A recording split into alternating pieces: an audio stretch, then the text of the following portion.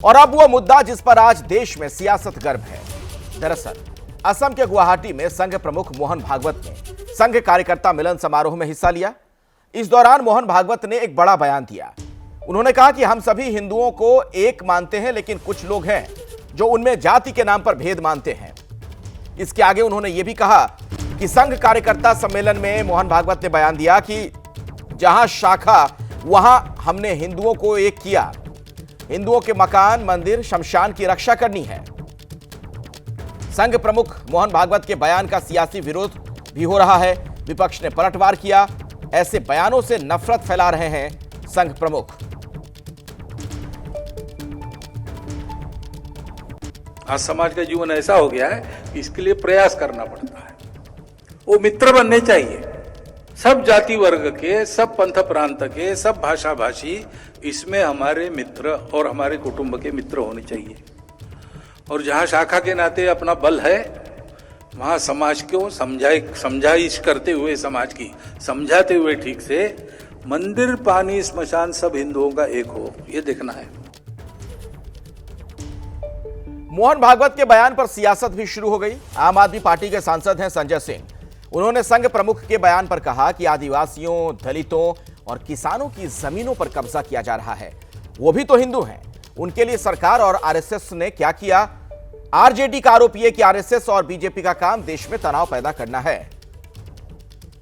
जहां तक जमीनों की सुरक्षा का सवाल है, देश के आदिवासी क्षेत्रों में आप चले जाइए, जो ग्रामीण इलाकों में रहने वाले दलित समाज के लोग हैं, उनकी ज़मीनों को आप देख लीजिए, किसानों की ज़मीनों को आप देख लीजिए। वो कौन है? वो भी तो हिंदू हैं। उनकी ज़मीनों पे किस तरीके से जबरन प्रशासन के द्वारा, गुंडों के द्वारा, माफियाओं के द्वारा आज भी कब्जा किया जा रहा है। बड़ी बड़ी कंपनियों के द्वारा कब्जा किया जा रहा है। तो भागवत जी बताएं कि उनका कब्जा रोकने के लिए उनकी सरकार और उनका संगठन क्या कर रहा है। कि आरएसएस प्रमुख जो बोल रहे हैं ये सही नहीं है। और जब जब चुनाव कहीं किसी राज्य में होता है तब तब इस तरीके का बयान देते हैं ताकि हिंदुओं को भड़का कर करके और देश में जो आपसी भाईचारा एकता है उसको ये लोग भंग करना चाहते हैं, हिंदू मुस्लिम कराना चाहते हैं। ये लोग वोट बैंक की राजनीति के लिए समाज में तनाव पैदा करना चाहते हैं। लोग आरएसएस के लोग को हम लोग खबरदार करते हैं कि भाई अगर आप लोग इस तरीके का कोई भी मामला देश दुनिया में अगर हुआ, राज्य में किसी भी जिला में अगर इस तरीके का घटना हुआ तो उसके दोषी आप होंगे और आप पर कानूनी कार्रवाई होगी। इसी मसले पर बातचीत करने के लिए मेरे साथ दो खास मेहमान जुड़ गए। उनसे मैं आपका परिचय करवा दूं।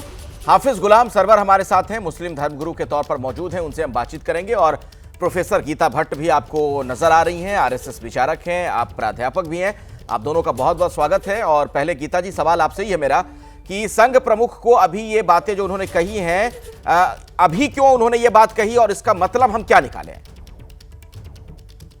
देखिए, मैं सबसे पहले तो मैं एक ये बता दूं कि मैं दिल्ली विश्वविद्यालय में पढ़ाती हूं और एक राजनीतिक विश्लेषक और एक एकेडमिशियन के तौर पे यहाँ आज आपके कार्यक्रम में जुड़ी हूं।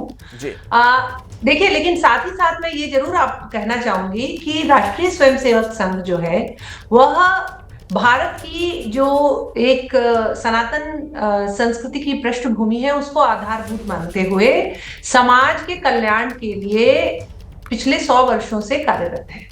और उसमें एक बात जो माननीय मोहन भागवत जी ने बड़े स्पष्ट रूप से कही वह यही है कि एक कुआं, एक मंदिर, एक शमशान। यह जो है एक हमें अपनी सामाजिक समरसता को बनाने के लिए, एकता का भाव रखने के लिए, और ये कोई पहली बार नहीं है, कई बार सामाजिक मंचों से ये बात कही गई है। लेकिन जो दुर्भाग्यपूर्ण बात है वो ये है कि जिस प्रकार से जो राजनीतिक दल के नेता, अभी आपने जिस तरह से क्लिप चलाई, आरजेडी के नेता जिस प्रकार से चेतावनी दे रहे हैं, ऐसा लग रहा है कि वो जो है राजनीतिक रूप से कहीं समाज में किसी प्रकार का जो है द्वेष फैलाकर और जो है दोष कहीं और मढ़ने की उनकी ऐसी योजना दिखाई दे रही है। ये बड़ा दुर्भाग्यपूर्ण है कि ये तो एक सकारात्मक विचार है जो रखा गया है, इसका तो स्वागत किया जाना चाहिए। मैं जवाब लेता हूं। ठीक है गीता जी, आऊंगा आपके पास। हाफिज गुलाम सरवर भी मेरे साथ हैं। इसमें सांप्रदायिक सौहार्द कहां बिगड़ रहा है? इसका तो स्वागत किया जाना चाहिए। आपने सुना गीता जी कह रही हैं। नहीं, सांप्रदायिक सौहार्द बिगाड़ने की बात नहीं है। इसमें 2-3 बिंदु उनके बयान में हैं। एक शब्द उन्होंने कहा कि जहां संघ वहाँ मंदिरों की, हिंदुओं की सुरक्षा होगी। या होती है तो इसका मतलब भारतीय संविधान सुरक्षा देने में अक्षम है। दूसरा उनका बयान है कि चाहे भाषा कुछ भी हो, जाति कुछ भी हो, हम एक हैं। तो अनेक इन्होंने आरोप लगाया कुछ राजनैतिक दल जो है जातियों में बांट रहे हैं। सवाल ये पूछा जाना चाहिए संघ प्रमुख से भी और संघ के पदाधिकारियों से भी कि ये घोड़ी पर चढ़ने पर मारने की घटना, बारात नहीं जाने देने की घटना, पानी पीने पर बच्चों को मारने, ये मैं नहीं कह रहा हूँ, आप जैसे तमाम चैनल समय समय पर इस तरह की खबरों को दिखा रहे हैं। इसमें कोई राजनीतिक दल शामिल हैं या संघ के ही लोग शामिल हैं जो आज भी छुआछूत और भेदभाव को एक तरफ बढ़ावा देते हैं। तो इसलिए इनका बयान हास्यास्पद है कि इनके लोग तो खुद जो है भेदभाव पर बिलीव कर रहे हैं, छुआछूत पर उनकी आस्था है, लेकिन मंचों से ये कह रहे हैं कि नहीं हम इसको मिटाना चाहते हैं। देखिए मंचों से और भाषणों से नहीं मिटेगा, इसको व्यवहार में लाना पड़ेगा। नहीं तो जब वो कह रहे हैं सर, एक मिनट सुन लीजिए, जब वो कह रहे हैं, मैं पढ़कर सुना दे रहा हूं उनका जो बयान है कि जाति पंथ और भाषा से ऊपर उठकर समाज में सद्भाव बढ़ाने की जरूरत है। आगे वो ये भी कहते हैं कि सामाजिक सद्भाव, पारिवारिक मूल्य, पर्यावरण संरक्षण, स्वदेशी प्रथाएं और नागरिक कर्तव्य इसमें शामिल हैं। तो ये इसमें दिक्कत क्या है ये मैं नहीं समझ पा रहा हूं। मैं तो मोहन भागवत जी से पूछता हूं कि बाधा कहां है इसमें, बाधा बताइए ना, कौन बाधक है। ये कुछ बातें हैं जो इन्होंने अभी कही नहीं है, उस समय का इंतजार कर रहे हैं। ये घूम फिर कर कहेंगे कि बाधा यहाँ का मुसलमान है। अरे बाबा साहब अंबेडकर से लेकर, पेरियार से लेकर, ज्योतिबा फूले से लेकर आज तक के इतिहास में मुसलमान तो कहीं है ही नहीं। तमाम वो व्यवस्था है जिस व्यवस्था के पोषक हैं संघ के लोग, वही व्यवस्था बाधक है, वही व्यवस्था जो है भेदभाव को बढ़ा रही है, छुआछूत को बढ़ा रही है, द्वेष और घृणा को बढ़ा रही है। बिल्कुल उल्टी बात। भाषण में जो कुछ कहते हैं वो तो लगता है कि सबसे बड़े संत हमारे मोहन भागवत जी हैं। ठीक है गीता जी, कहते हैं अगर वो हो जाता तब तो भारत स्वर्ग हो जाता। जो कहते हैं अगर वो हो जाता तो भारत स्वर्ग बन जाता है। देखिए, मैं जो अभी मौलाना साहब ने जो कुछ बातें कही हैं उनका मैं खंडन करके यहाँ आपको तथ्यात्मक रूप से खंडन यहाँ मैं आपको करना चाहूंगी। सबसे पहली बात तो ये है कि समाज में जो विषमताएं हैं या जो फॉल्ट लाइन है जो इन्होंने अभी कही, इसमें कोई दो राय नहीं है कि समाज में कई जगह इस तरह के व्यवहार देखने को मिल रहे हैं जो अच्छे नहीं है। उन्हीं को ठीक करने का ये प्रयास किया जा रहा है और आज से नहीं किया जा रहा है, पिछले 100 वर्षों से प्रयास किया रहा है। और वही उसी का कारण है कि आज आप देख पा रहे हैं कि समाज में ऐसी घटनाएं जो है आज बहुत कम हो गई हैं लेकिन मिटी नहीं है, बढ़ गई है। 2014 से बढ़ गई है। राष्ट्रीय स्वयंसेवक संघ के द्वारा सामाजिक समरसता का जो एक इतना बड़ा कार्य पूरे देश भर में किया जा रहा है, जो वनवासी कल्याण आश्रम के द्वारा, जो कि वनवासी जो समाज है उसके बीच में जो कार्य किया जा रहा है, वो एक अद्वितीय कार्य है। नहीं, वनवासी उनका नाम आपने क्यों रख दिया? अभी आप समय निकाल कर, वनवासी तो उनका अपमान है नाम, आदिवासी नाम है। कार्य किया जा रहा है। तीसरी बात यह है कि बाबा साहब अंबेडकर जब 1940 में जब वो गए, उन्होंने और संघ की एक शाखा में गए, तो वहां जाकर उन्होंने जितनी प्रसन्नता उन्होंने दिखी, उन्होंने ये बात कही कि तो तालाब आंदोलन क्यों चलाया बाबा साहब ने? किसके विरोध में था तालाब आंदोलन, ये भी बताइए। यह नाम नहीं लिया जाता, सिर्फ प्रथम तालाब आंदोलन चलाया था इतिहास के पन्नों में। आप तो प्रोफेसर हैं।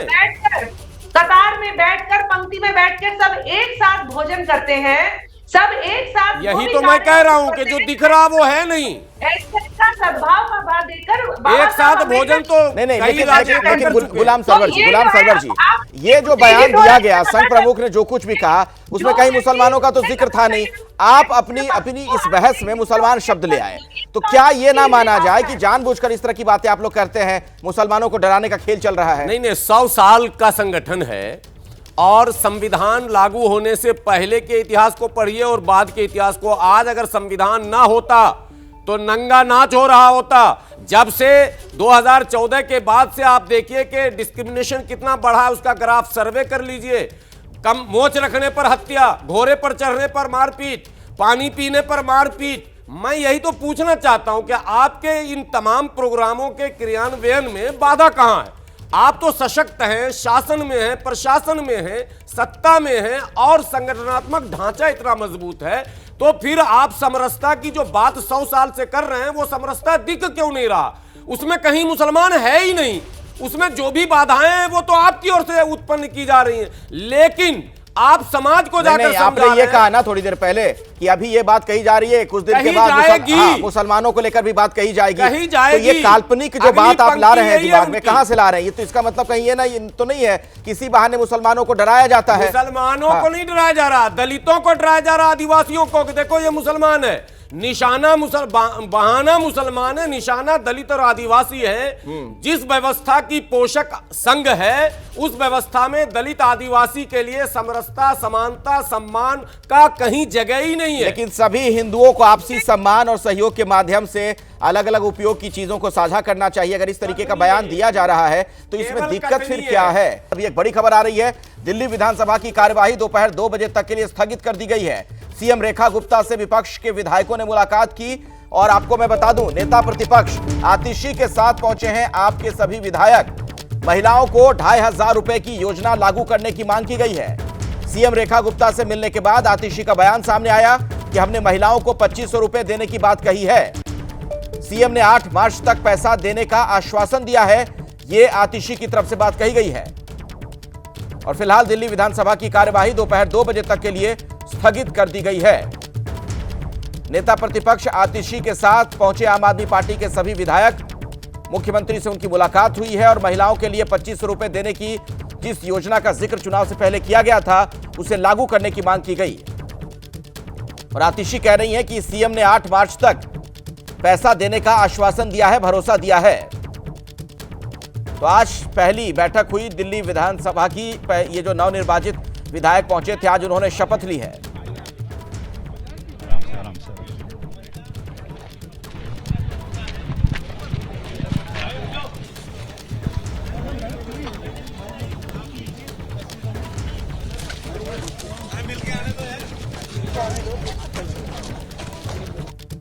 दिल्ली विधानसभा की कार्यवाही दोपहर 2 बजे तक के लिए स्थगित कर दी गई है। सीएम रेखा गुप्ता से विपक्ष के विधायकों ने मुलाकात की है। नेता प्रतिपक्ष आतिशी को आप देख रहे थे, आम आदमी पार्टी के विधायकों के साथ इस मुलाकात के लिए वो पहुंची। महिलाओं को 2500 रुपए देने की जिस योजना का जिक्र किया गया था बीजेपी की तरफ से चुनाव से पहले, उसको लागू करने की मांग उन्होंने की है। सीएम रेखा गुप्ता से मुलाकात हुई है उनकी। आतिशी ने बयान दिया है कि सीएम ने 8 मार्च तक पैसा देने का आश्वासन दिया है।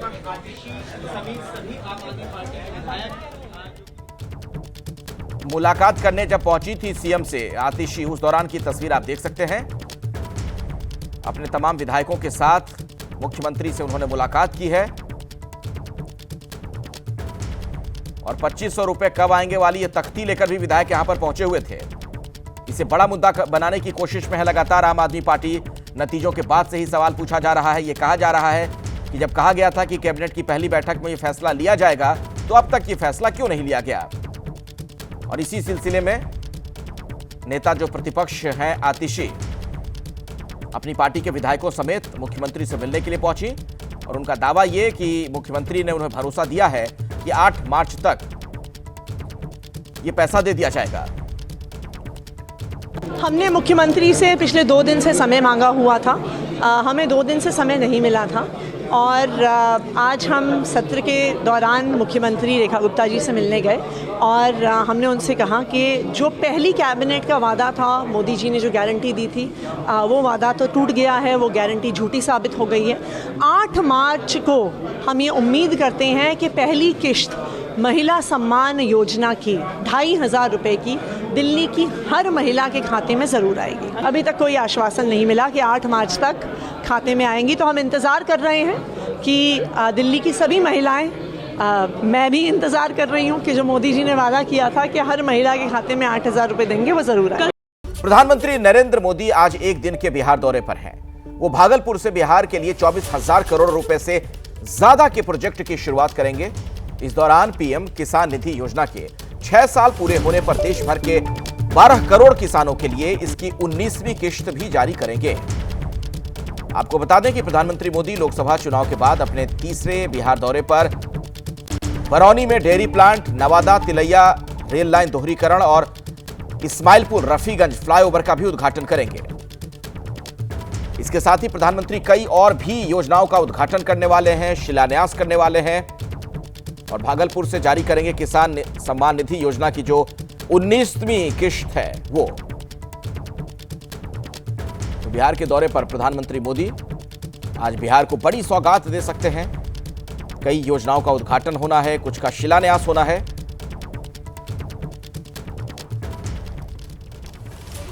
हालांकि प्रधानमंत्री के बिहार दौरे पर लालू यादव तंज कस रहे हैं। उन्होंने कहा कि अभी तक सौगात नहीं दिया, अब दे दें तो अच्छा है। वहीं तेजस्वी ने भी निशाना साधा है। मोदी जी आ रहे हैं, कल किसानों को सौगात देंगे कह रहे हैं। ठीक है, नहीं दिए हैं तब देंगे, सौगात देंगे तो दे। अच्छा,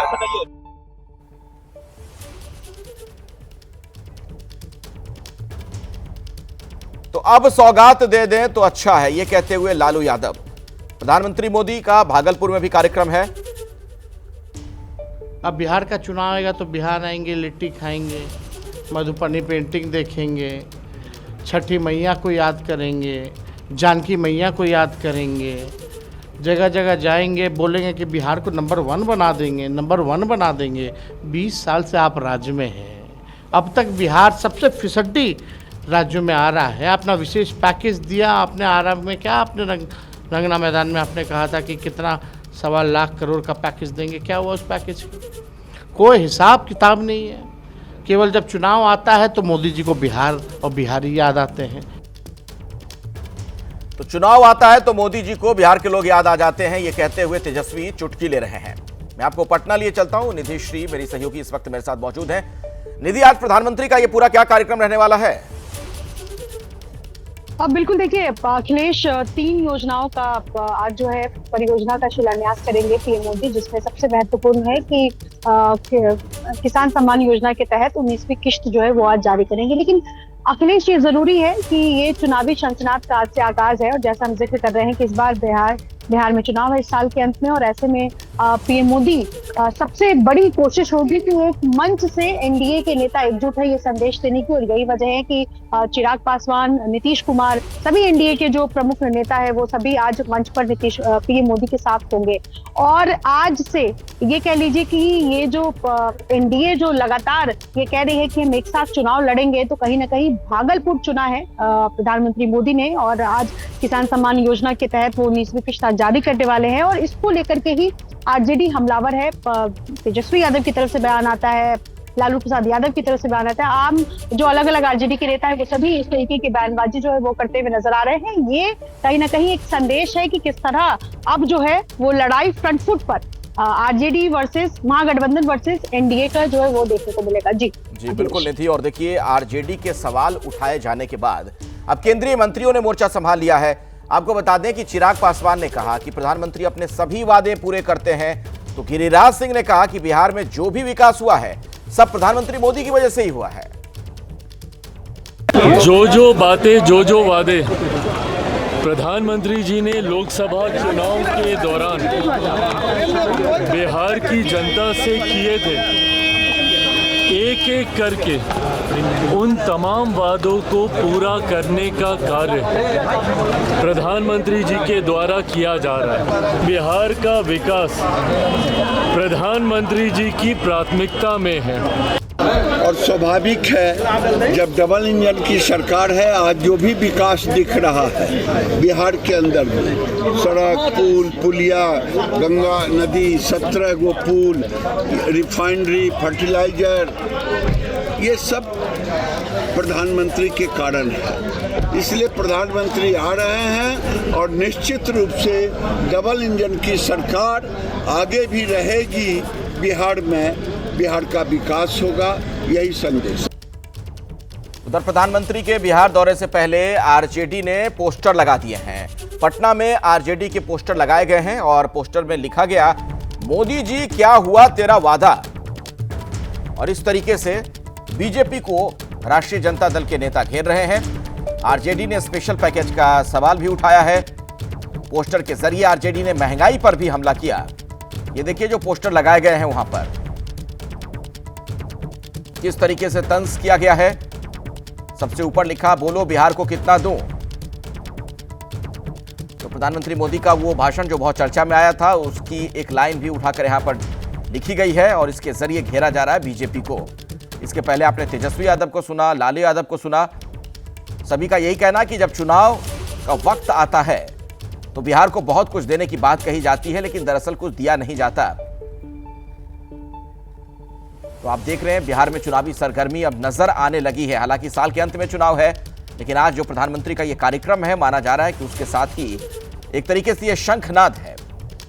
क्या क्या कार्यक्रम है प्रधानमंत्री का, वो भी हम आपको बता रहे हैं। कई परियोजनाओं का उद्घाटन करना है, कुछ का शिलान्यास उन्हें करना है। आज भागलपुर से 19वीं जो किश्त है किसान सम्मान निधि की, वो भी जारी करेंगे। किसान कल्याण कार्यक्रम को संबोधित करना है उन्हें। ये कार्यक्रम उनका भागलपुर का है, लेकिन उसके पहले ही आरजेडी ये कहते हुए हमलावर है कि दरअसल जो वादे किए गए थे वो पूरे नहीं किए गए। बिहार को विशेष राज्य का दर्जा दिया जाए, विशेष पैकेज दिया जाए, और जिस राशि का प्रावधान किया गया था उसका क्या हुआ।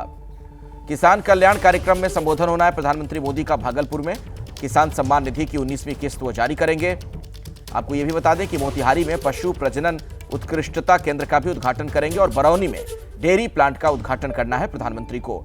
इसके अलावा वारसलीगंज नवादा तिलैया रेलखंड का दोहरीकरण किया जाएगा। इस्माइलपुर रफीगंज रोड ओवरब्रिज का उद्घाटन करना है। तो कई विकास परियोजनाओं की सौगात बिहार को देने वाले हैं प्रधानमंत्री। लेकिन आरजेडी का कहना कि दरअसल ये सारे जो वादे हैं, वादे किए तो जाते हैं लेकिन पूरे नहीं किए जाते हैं। प्रधानमंत्री के बिहार दौरे पर जनसुराज ने भी निशाना साधा। प्रशांत किशोर ने कहा कि बिहार में चुनाव है तो पीएम का आना जाना लगा ही रहेगा। या अब यहाँ चुनाव है तो प्रधानमंत्री को खाली बिहार दिखेगा, इसमें नई बात क्या है। प्रधानमंत्री को वही राज्य दिखते हैं जहाँ पर चुनाव होना होता है। प्रधानमंत्री को बिहार अभी नहीं दिख रहा था, अभी उनको महाराष्ट्र दिख रहा था, हरियाणा दिख रहा था, झारखंड दिख रहा था। अब अचानक से उनको बिहार की चिंता होगी, बिहार की समस्याओं की चिंता होगी। बिहार का गौरवशाली इतिहास है, तक्षशिला और विक्रमशिला को यहीं पर ला देंगे। वो सारी बात अब गलत सही की जाएगी। अब तो चुनाव आया है तो निश्चित तौर पर मोदी जी के पास दूसरा क्या राज्य दिखेगा, यहीं दिखेंगे, आएंगे। तो चूंकि अब चुनाव है इसलिए प्रधानमंत्री को बिहार दिख रहा है, ये कह रहे थे प्रशांत किशोर। प्रधानमंत्री के बिहार दौरे पर कांग्रेस ने भी कुछ सवाल पूछे हैं। जयराम रमेश ने प्रधानमंत्री मोदी से पूछे हैं 4 सवाल। बिहार को अब तक विशेष राज्य का दर्जा क्यों नहीं, यह सवाल पूछा गया। सवाल यह भी पूछा गया कि भागलपुर को संवारने के लिए प्रधानमंत्री ने क्या किया है। तो 4 सवालों के जरिए प्रधानमंत्री पर निशाना साधा गया। मुजफ्फरपुर, पूर्णिया और भागलपुर के लिए वादे के मुताबिक एयरपोर्ट कहां है, जयराम रमेश का यह सवाल। 2015 में बिहार की जनता से 1.25 लाख करोड़ का वादा किया गया था, उसका क्या हुआ। भागलपुर को संवारने के लिए मोदी सरकार ने क्या किया। तो ये कुछ सवाल जो कांग्रेस पूछ रही है बीजेपी से। बिहार को अब तक विशेष राज्य का दर्जा क्यों नहीं दिया गया। दिल्ली की सियासत से अभी की बड़ी खबर आपको बता दें। शाम 4 बजे उपराज्यपाल से मिलेंगे मंत्री प्रवेश वर्मा। दिल्ली की पानी की समस्या को लेकर यह मुलाकात होनी है। 4 बजे का वक्त जब एलजी से मिलेंगे प्रवेश वर्मा। बताया जाता है कि पानी की समस्या को लेकर एलजी के साथ मुलाकात होनी है प्रवेश वर्मा की। तो दिल्ली में पानी की समस्या को कैसे सुलझाएं, इसी के मद्देनजर अब दिल्ली सरकार के मंत्री एक्शन में हैं और खबर यह कि शाम 4 बजे उनकी मुलाकात होनी है इसी मुद्दे को लेकर। उधर महिला सम्मान निधि के मुद्दे पर भी दिल्ली में सियासत गर्म है। सीएम जो है रेखा गुप्ता, उनके दफ्तर पर आम आदमी पार्टी ने प्रदर्शन किया। महिला सम्मान निधि योजना लागू करने की मांग की गई। सीएम रेखा गुप्ता से मिलने के बाद आतिशी ने बयान दिया कि हमने महिलाओं को 2500 रुपए देने की बात उनसे कही है। सीएम रेखा गुप्ता के दफ्तर पर आम आदमी पार्टी के ये विधायक पहुंचे, प्रदर्शन कर रहे थे। उनके हाथों में ये तख्तियां जिसमें लिखा हुआ था कि 2500 कब आएंगे। मुख्यमंत्री से मुलाकात करने के लिए पहुंची नेता प्रतिपक्ष और उनके साथ आम आदमी पार्टी के बाकी विधायक भी दिख रहे हैं। 100 रुपए देने के वादे को लेकर आतिशी जो नेता प्रतिपक्ष हैं वो मिली थी। मैं पूरी जो हमारे आम आदमी पार्टी के विधायक दल है, हम दिल्ली की मुख्यमंत्री रेखा गुप्ता जी से मिलने गए थे और हमें चिंता जताने गए थे कि 2500 रुपये की जो राशि देने की बात हुई थी दिल्ली की महिलाओं को पहली कैबिनेट की बैठक में, वो राशि नहीं दी गई है और वो फैसला नहीं हुआ है। मोदी जी ने गारंटी दी थी कि दिल्ली की हर महिला को जो 2500 रुपये की सम्मान राशि है उसका फैसला पहली कैबिनेट में होगा। मोदी जी की ये गारंटी तो झूठी साबित हो गई। उन्होंने ये भी कहा था कि 8 मार्च तक पहली किश्त दिल्ली की सभी महिलाओं के खाते में आ जाएगी। तो हम ये उम्मीद करते हैं कि जो वादा भारतीय जनता पार्टी ने दिल्ली की महिलाओं को किया था उस वादे को भारतीय जनता पार्टी पूरी करेगी। कोई आश्वासन मिला सीएम? आश्वासन तो नहीं मिला। उन्होंने कहा कि वो पूरी कोशिश कर रहे हैं। उनके एक विधायक ने कहा कि 99% हम उसे देंगे, लेकिन जब तक खाते में पैसे नहीं आएंगे, क्योंकि एक वादा तो टूट चुका है, पहली कैबिनेट में इस फैसले का वादा तो टूट ही चुका है, तो अब 8 मार्च का वादा पूरा होगा कि नहीं होगा उसका हम इंतजार कर रहे हैं।